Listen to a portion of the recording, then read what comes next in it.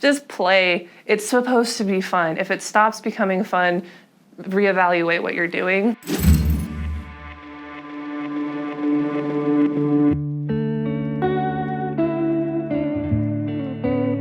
My name is Emily Adamson. I'm a digital illustrator using spray paint and fiber artworks to bring my vision to life.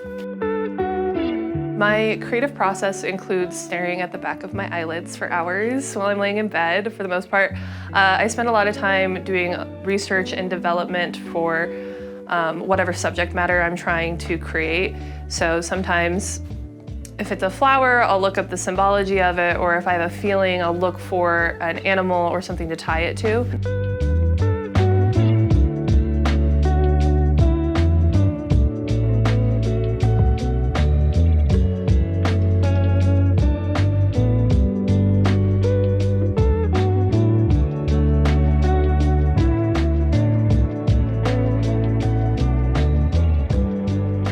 Once I get through that phase of like creating a concept, I'll move over to sketching, and I do a lot of that digitally so that I can have more control over the like small movements within a sketch. And then it also helps me maintain that quality control before it ends up anywhere. Like I use projectors to transfer my images onto either monk's cloth to make a rug or onto a wall to make a giant painting.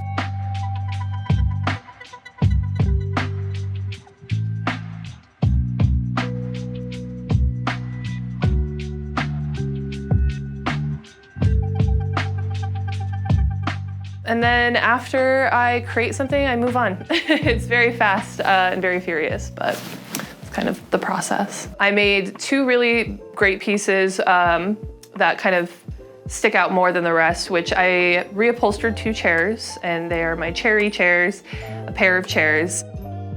And that was new. I was thrifting, as I usually do, and I kind of had a stroke of genius in the Goodwill, which also happens a lot. I like using secondhand materials to kind of fuel my projects. It's a more sustainable way to do so.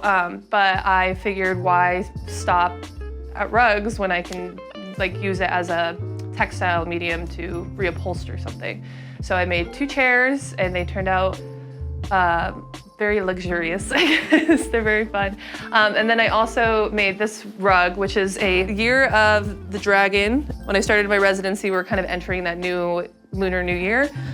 This is probably my most complex rug I've ever made. It has a lot of small details, a lot of curves, and it definitely taught me a lot, and it will continue to use the methods that I learned in my residency. So it was really nice to connect with my community. I reached like a good range of demographics. So I reached multi-generations, which is really awesome to be like, okay, well, in my residency, I've met like people, you know, who are in their 60s. I met people who are 4 years old. And so having that diversity and meeting people that I typically wouldn't get to reach was probably the most rewarding. Community, that's a big one. See your fellow creatives as your community, not your competition. Like, we're here to help each other, inspire, and like without your creative community, like it's kind of hollow. It feels really isolating. Go socialize, get out of your room, touch the grass, go outside, get inspired, like leave the place that you're at. Like, I lived in Grand Junction my whole life, and leaving is always so inspiring because we get so, it's inspiring to leave, it's inspiring to come back. So getting outside of your comfort zone is really important as an artist. Just try new things. If you feel really attached to one medium, that's great. But if you're someone like me who doesn't, it's not a bad thing. It's not a bad thing to not know your style or have a style. That'll develop over time. You'll start learning, like, there's certain colors that come through your work, or there's certain compositions that come through your work. Just don't be so serious about it. Like, just play. It's supposed to be fun. If it stops becoming fun, reevaluate what you're doing. But yeah, I made 7 different rugs. And also this olive rug, which is great and fun, and also kind of plays into just like what's popular right now, pop culture. I mean, olives are always going to be a staple in my diet and many young women across the country. That's great. I am still pretty new to the medium of rug tufting. So I did learn a lot, but I am a creative problem solver. I won't give up on a project. I will see it all the way through. I actually have this skate deck, which I made prior to my residency, but it was one of these learning experiences where I had, did I overshave the rug?